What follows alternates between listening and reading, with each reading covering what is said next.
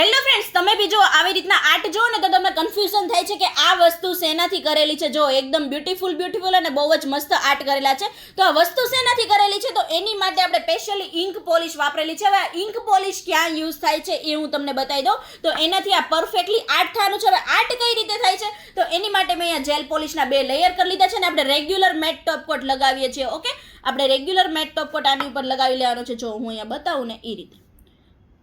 અને ત્યારબાદ આને હવે આપણે 60 સેકન્ડ યુવી લેમ્પમાં ક્યોરિંગ માટે મૂકી દેવાનું છે. ચલો,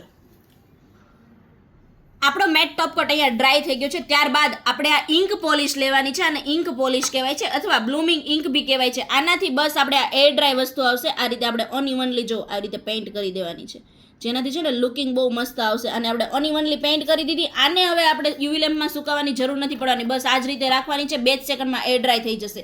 ત્યારબાદ હવે આપણે લઈશું બ્લુ કલરની ઇન્ક પોલિશ જો.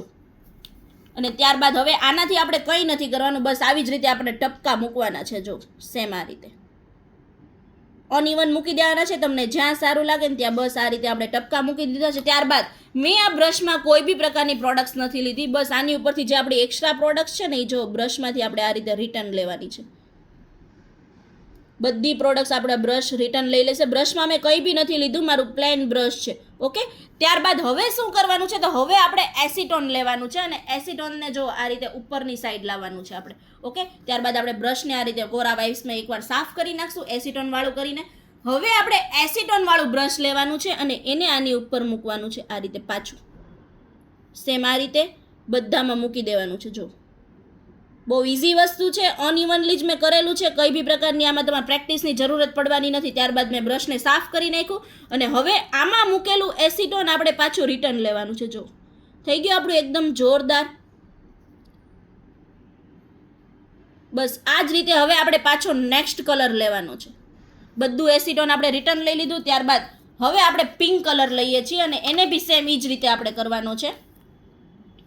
આપણે અહીંયા ટપકા મૂકી દીધા કલર્સના.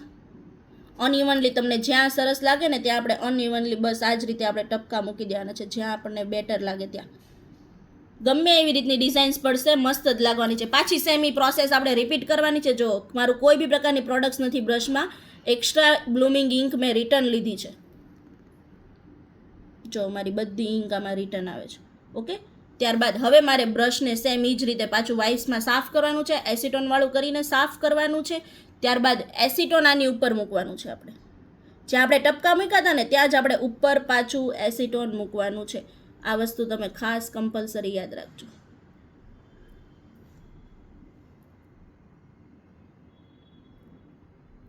હવે આપણે બ્રશને પાછું સાફ કરીશું અને મૂકેલું એસીટોન જો આ રીતે આપણે રિટર્ન લેવાનું છે.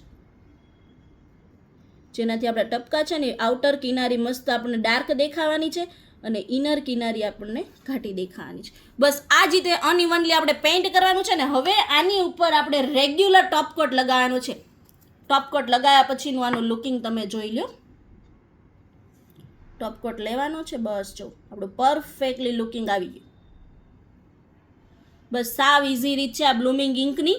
અને એમાં ને એમાં આપણે આ બહુ બધી અલગ અલગ ડિઝાઇન્સ વેરાયટી આપણે તૈયાર કરેલી છે. જો આવી રીતે ફ્લાવર ને એવું બી તમે તૈયાર કરી શકો છો. ત્યારબાદ અનઇવનલી માર્બલ ઇફેક્ટ તૈયાર કરી શકો છો. આવી રીતના બી ઇફેક્ટ તૈયાર કરી શકો છો. એમાં મેં ડિફરન્ટ કલર લીધા છે.